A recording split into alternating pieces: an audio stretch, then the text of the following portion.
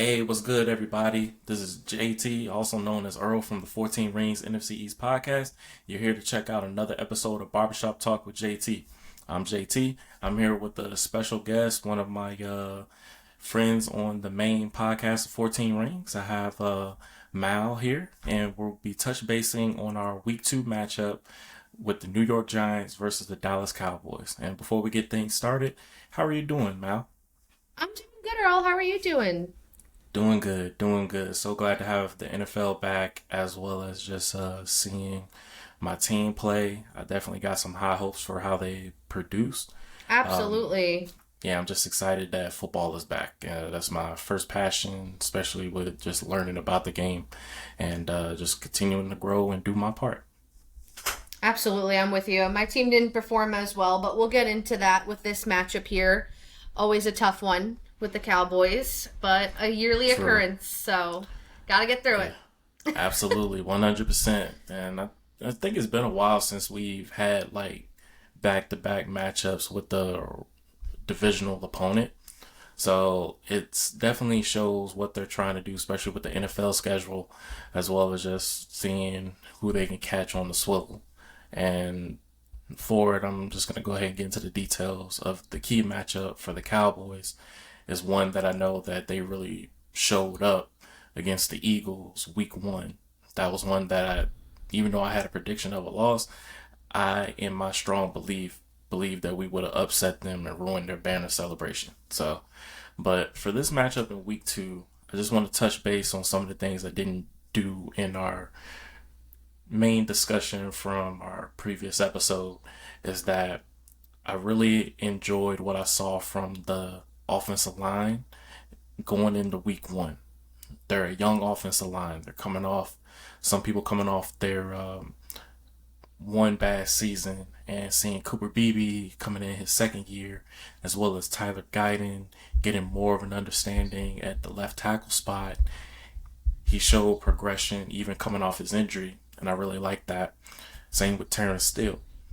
Also know that Tyler Smith is doing his part as well, and then plugging in rookie Tyler Booker to that mix. I think they have their solid offensive line core that the more and more reps that they get, the more and more they're going to be better along the way. They didn't do half bad against the Eagles, and I know people are saying, "Oh, they didn't have Jalen Carter." I've seen Tyler Smith handle Jalen Carter by himself, so no doubt in my mind, if Booker would have got his hands on Carter, it would have been the same thing. It shows physicality. And that's what I noticed from that line. So I just want to give credit there. I think that's going to be a key matchup, especially with what is taking place with the Giants front four. I know they got Thibodeau up there. They got Dexter Lawrence. They have a dual Carter and then Brian Burns. You can even throw Bobby Okereke in there as well, and just kind of see that mix that happens there. They're on paper they're a nice group, but when you go head to head with them, you have to go through and establish the dominance. You have to establish the authority, especially in the line of scrimmage. So that's a key matchup that I'm looking forward to seeing. I'm looking forward to seeing how Dexter Lawrence, who is he going to line up on? Is he going to line up against Tyler Booker, or is he going to line up against Tyler Smith? Whichever one is going to be a key matchup of man in the middle. So that's one key matchup. Another key matchup is the receivers against the secondary. I know CD Lamb is coming off a kind of a good, maybe a bad game where he was too much in his head. I think it was more of just the mental side, especially with everything going on, especially with that trade from Micah going to the Packers. But I definitely see him getting back on track. I see him getting back on making sure that he's that number one, premier number one. He's also a captain as well. So I think there might have been a little bit more pressure than he's used to up there. But I think he's going to have a bounce back game. He really worked on it, especially on their day off. So I just want to give credit to him on making sure that he's worked on his hands, because that's something that's key for a receiver, is that when you have confidence in these, there's nothing that can stop you. And I know for him, he makes plays. But I think this situation really humbled him, which he talked about. So I'm definitely glad he went on the jug machine and just made sure that he was just sharp as can be going into week 2. The key matchup I'm gonna have, I think George Pickens is gonna have one of those days where he only had about 3 to 4 targets to him. He had 30 yards in week one. I think this time around he's gonna show the reason why they brought him in as a wide receiver two, and he's also sees himself as a wide receiver one. So I'm seeing him having a big game in there. Also see Turpin adding into the mix, especially with just getting some snaps in the slot. I'm not sure what they're gonna do with Jalen Tolbert. I think for him, his emotions in this past game, it felt like he was lacking in blocking. He was lacking in routes, and I think one drop from CeeDee Lamb, he really pushed the defender into where CeeDee Lamb was, and it act on his concentration. But hopefully, Jalen Tolbert has a better game, especially with his role, because I want the receivers to be physical as possible. The mantra for Brian Schottenheimer is competition, being physical. Now, I saw some of that at the beginning of the game, but I saw it dwindle towards the end of the game. So this game around, I want it from start to finish. And another key matchup is just seeing how the running back room can progress from week one. I can definitely see that Miles Sanders basically he ripped off a big run, but he got chased down by Zach Bond. That's something you could not do. And I felt like I was unfair and just punishing him on that, saying that you let a linebacker catch you. Hey, you got the yardage. You got one of the biggest runs that Dallas have had in many seasons. So hats off to you on that. But I want to see you do it again, but I also want to see you punch it into the end zone.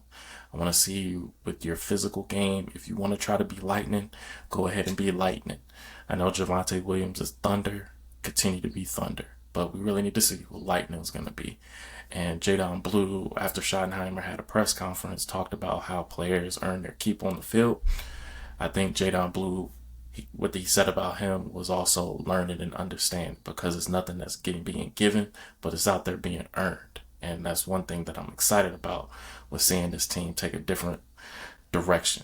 Also know our guys' philosophy is one that's been hanging on the swing for so long, but now coaches are talking about certain players and trying to get them to that point. So it looked like the momentum is swinging on this pendulum.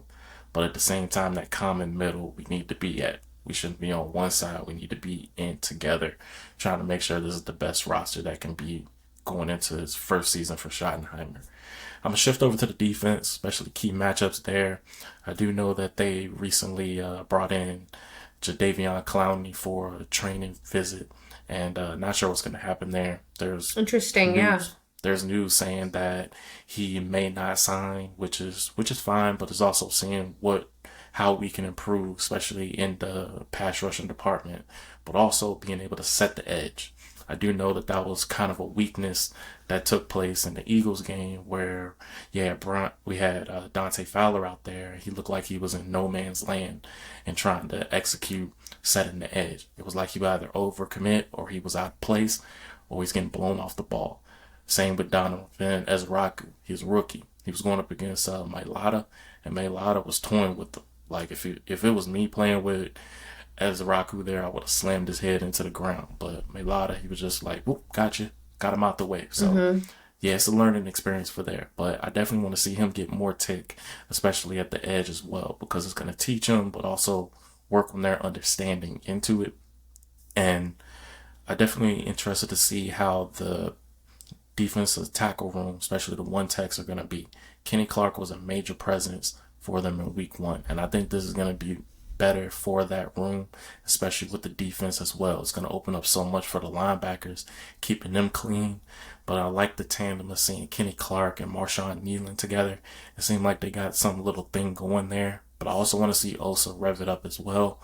I know he didn't have a good game against the Eagles, but I think this game will definitely show what he's capable of doing and finally waking up. So I know we got a bunch of sleeping monsters on this team, and I'm just ready for them to unleash. And I'm going to shift to the linebackers and secondary. I'm going to do them as a whole. So key matchups I'm going to see is how the linebackers can be better running sideline to sideline.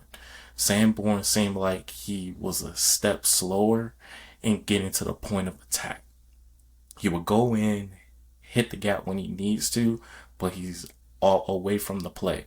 Kenneth Murray as well. I think they're really doing too much heavily on the veteran superiority where you have Maris Leofau going in his second year and he's basically stepped up. He was pretty much a linebacker one last season when Overshown went down, and he was playing so well we forgot about Overshown being injured. And I definitely want to see more of Maris Leofau, but if that's him learning the game, but it's also Eberflus protecting this boy Sanborn, he's a special team player. So you're telling me he's going to be someone that's a starter? I understand he may know the defense, but if he didn't like fully play in the defense, but you have a linebacker in Maris where former defensive coordinator Mike Zimmer said he knows the defense, he can read the defense. So you're telling me if you got a very knowledgeable linebacker on the sideline, he's not getting ticked, you're losing your physicality, you're losing your speed in the linebacker room on the field. And I definitely need to see Maris out there. So hopefully within practice this week, he learned more of the playbook and the understanding that Eberflus is trying to do. And for that, I want to see him out there on the field. I think it's time for him. I think he's that main linebacker. I know everybody's been saying that we have our next Sean Lee, we have our next what's the linebacker from the Niners who always a pain? I forgot his name, but he plays Fred Warner. Fred Warner. Yes, thanks, Mal. He plays like Fred Warner, but he's like a young Fred Warner. Like his hair's like all over the place, and he's just running loose. I need to see that more on the field. Leofau has earned it, but if everybody's going to earn that competition, then go out there and earn it. It's y'all's. If y'all have it, sustain it. So I believe he's going to go ahead and get that linebacker one spot. And then the secondary. We also got news in the secondary. Deron Bland is on the injury report. He was found walking in a boot today where he had a foot injury, where I'm not sure what his game status is going to be for Sunday. I'm going to pay close attention to that and see how that plays out. But Diggs, he had a pretty good camp, and as well as just coming back from the injury, especially with his knee, and he played really well. But it's just every time I'm just like sad because if Bland is on the sideline, I get one snippet of him and Diggs together where I'm like, man, it'd be amazing if I saw them do a full season together. Sky's the limit. But Bland, healed up. Hope everything's working out with your foot. I do know last season he missed 10 games due to his, I think it was his Lisfranc injury in his foot. So maybe that's bothering him. Hopefully it's not the same foot, but hopefully it's just kind of something that's like minor, not major. But if that's saying, I think Khalil Elam is going to move to the cornerback 2, which means the slot corner is up in the air. Maybe you want to throw Wanye Thomas in there. I know he didn't play much in week 1, but give him a try out there. I think he'll do fine. I think he'll be like one of those hybrid safety corners, and I think playing him in the slot will work really well. He has some physicality to him as well. So hopefully we get a chance to see him. Or if they elevate a corner, if Bland can't go, bring in Zion Childress. I think he'll do well in the slot as well from the practice squad. But I think they have that under control. Malik Hooker came back from his injury of his foot injury for practice. So he's basically out there. They're going to see how he does on his foot. But maybe Wanye Thomas can get some tick at the safety spot. But I definitely know the injuries now. I'd rather them come out now than later because this is a long season. But with that being said, that's my key matchups against the Giants. And yeah, I think with what I saw from week 1, I think they'll be able to improve and get better in week 2. Your turn, Mal. What is the key matchups you're looking for this matchup? Yeah, so I think that overall, before I get into like anything specific, the most important thing out of this week with the Cowboys is, as you know, we haven't beaten the Cowboys in a while. I think the most important thing is how is Brian Daboll going to motivate this team to actually go out there, be competitive with a team like the Cowboys, who they've struggled against for years after the performance they put out this past week. So right. I think one of the most key matchups of it all is Brian Daboll and this team in general. How are they going to work together to get them motivated? But to be more specific regarding each side of the ball, a few key matchups that I'm very interested in specifically is Malik Neighbors and Trayvon Diggs. We didn't really get that last year to a full extent, so I'm excited to see that matchup. I think it's going to be interesting to see how Malik Neighbors does getting separation, especially with the struggles we've had on the offensive line. That brings me into the next key matchup, which is our offensive line versus your D-line. You are clearly missing Micah Parsons. That's a big, big difference maker on the field who always gave us problems. I'm interested to see if they can come together as a unit and step up this week after such a poor performance. Brian Dable already said he doesn't anticipate any changes on the line. So it's going to be the same group of guys out there. John Michael Schmitz has been a little sore, but he hasn't been on the injury report. So I'm assuming he's good to go for this weekend. If anything changes, it changes. Jermaine Illuminor, Greg Van Rotten, Runyon, him, they all need to start finding it in them. James Hudson, because we'll touch on the injury report. I don't know if Andrew Thomas, it's not looking good, will be good to go this weekend. So we're running it back with the same group who kind of struggled against Washington's pass rush. So I'm interested to see if they can step up without Micah Parsons on your defensive line. Okay. Another Mal, for that, I do apologize. Andrew Thomas, he is still on the injury. He was DNP for Wednesday. So I think it's still with his foot injury. Yes, I don't think that he will be back. I don't know if he's physically ready. But by all means, keep him out till he feels fully ready, and then we'll go from there. Gotcha. Another key matchup as well that I have here is your two receivers versus my cornerback room. We have known this for a while that my secondary has been the weakest link.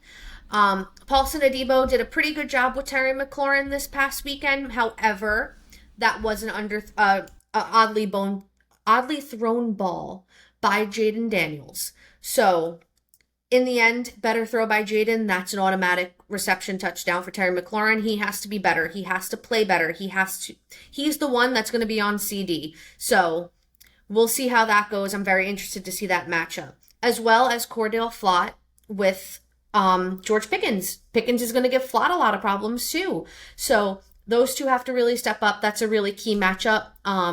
It could get very ugly very quickly with how this offense has been playing. So I think those are my key matchups. Earl, if you want to lead us into the injury evaluation of your report there. Okay, will do. Yeah, I definitely think with the key matchups here, there's nothing that it feels like is going to be like a blowout or anything, but when they play, it's just kind of head to head, and anything is possible for that. Especially I don't think I spoke on this one, but I'm interested to see how the linebackers are going to play against your running backs. I know Cam Scatabo, he pretty much had a presence there with his physicality. Yeah. Where I'm interested to see how Sanborn and Murray can handle that as well. I'm also seeing how Maris can do that. But it also gives a test on if the corners come up to tackle too. So that's going to be the key thing. If the player gets to the edge, will you be able to make that tackle, or are you just going to be scared and shell up, or are you just going to go out there and lay the hammer? So, yeah, that's definitely a key matchup for me, especially with the physicality standpoint, because I do know that regardless of what took place last week with the Giants, there's some guys up there that can show physicality and effectiveness, and if they tap into that more, we got a very interesting situation on our hands. So I just want Dallas to make sure they're on the mindset that there's not no weak team. This is a strong team regardless of the record, and go out there and show the reason why you're better. You're a better team. But I'm going to shift to the injury report. There's only two people on mine where Deron Bland, he had a foot injury. He was DNP for participation in practice today. And Malik Hooker as well. He was limited in practice. I also have the Giants one. If you don't have it, I can let you know who's on the injury report there. I believe I have it. Let's see here. Oh, I got it. Okay. Let's see. Okay. So Dexter Lawrence did not play. His wife welcomed their first child. Congratulations, hey, Dex. Congratulations. Very happy for you. But I'm glad that she held off until the middle of the week. So we should be seeing him this weekend. Micah McFadden did not play. He will be out long-term with a foot injury. Wish him well after the injury he just sustained in Washington. Speedy recovery. Wan'Dale Robinson did not play due to his ankle, but Dable predicts he will be okay, will be good to go this weekend, but more to come. Andrew Thomas did not play for his foot injury, so he's not looking good for this weekend. Not anything official yet, but not looking good. Demetrius Flanagan-Foles was limited with a calf injury, one of our linebackers, and Malik Neighbors was limited for his back. But Brian Dable did say he will be on a limited workload until he feels 150%. So he should be good to go this weekend as well. Okay, cool. And that explains our injury report going into week 2. And if there's nothing else you wanted to touch base on, Mal, we can go into our closing remarks. Sounds good. Yeah, I mean, I'll start with saying the Giants have to put out a better effort than they did this past weekend. We will get absolutely destroyed by your offense if we do not show up. So Brian Dable has to find a way to make these guys shake it off. Week to week league. We do have a very good amount of talented players on that defense. Someone's got to be the captain and someone's got to step up. I hope that we put out a better performance. I hope we make this game competitive. We struggle a lot going to AT&T, so I haven't seen anything to make me believe that we will be competitive, but I'm hoping to be proved wrong. I'm hoping that in the end, they can find it in them to get more motivated and can put out a better product on the field. Okay, great closing remarks. Here's mine for the Dallas Cowboys. Week 1, that ended after the game midnight. You go into this week, you're ready for week 2 against the Giants. I saw a progression on what y'all were able to create. I saw a lot with the offense, and it showed that y'all were playing together. And I definitely want the defense to continue to do that as well. They got hot towards the tail end of that week 1 game. I want them to be strong and consistent on and off the field, but also being able to communicate with one another. I definitely know with the Micah trade that really hit everybody on the swivel. And I know some players are still grieving over that. But you got to talk to one another. Dak Prescott, you're the commander in chief. You got to talk to these guys because I think there might be a divide in the locker room of the Micah guys as well as the ones that weren't Micah guys. I do know the DN room is going to eat because they're like, finally, Micah's gone, I can do my thing. But at the same time, you also know that with Micah's presence, that was really key on the team. That was going on 3 to 4 years that Micah was building this chemistry. And when you thought his time is finally now, he gets traded. So that definitely ripples something within the organization. But you still got to go out there and play, which I do know that they're going to do. And I think with a lot of them being sleeping monsters, they're going to wake up and be ready to roll for week 2. And I know CeeDee Lamb is going to have a bounce back game, but I also think George Pickens is going to have his first ever rise game in week 2, where I believe he's going to get more touches. And I think that's going to be more of his ability to stretch the field. I know that in 2024, he led the league in deep ball accuracy, especially with the deep passes. And I think Dak, if he can connect more with Pickens, and I think if that game plan fits where everybody gets the ball, I think it's going to be a happy relationship with that. So George Pickens, I definitely know if he doesn't get the ball, he's going to have one of the major crash outs ever. But George, we're going into week 2. You're going to get your food. You're going to eat as well. So Dallas Cowboys, be ready for week 2. Don't play with your food and go out there, play together as a team. I saw physicality. I need to see it all game in week 2 against the Giants. It's going to be a fun divisional matchup. And with that being said, that's everything with the Barbershop Talk today. I want to first give a shout out to my sister. Thank you so much for tuning into the Barbershop Talk, Mal. Thank you for Absolutely. Thank you for joining. having me. Oh, of course. Anytime. And if it's just something dealing with just talking ball, you know I got you in that for sure. Absolutely. And if you like what you saw, like, share, and subscribe to the channel. We're on our way to our first 1,000, where we're trying to hit that first main goal of 1,000. Join the squad. It won't charge a card. And if you like what you saw and want to spread the word, share it. And if there's others that's interested, subscribe to the channel. We appreciate it so much. And you can definitely check us out on our social and media platforms. You can check us out on YouTube, Spotify, iHeartRadio, Apple Music, and Threads. And I think Instagram as well. So, with that being said, everybody have a blessed evening. God bless, much love, and DC for life. Bye, y'all. Go Giants.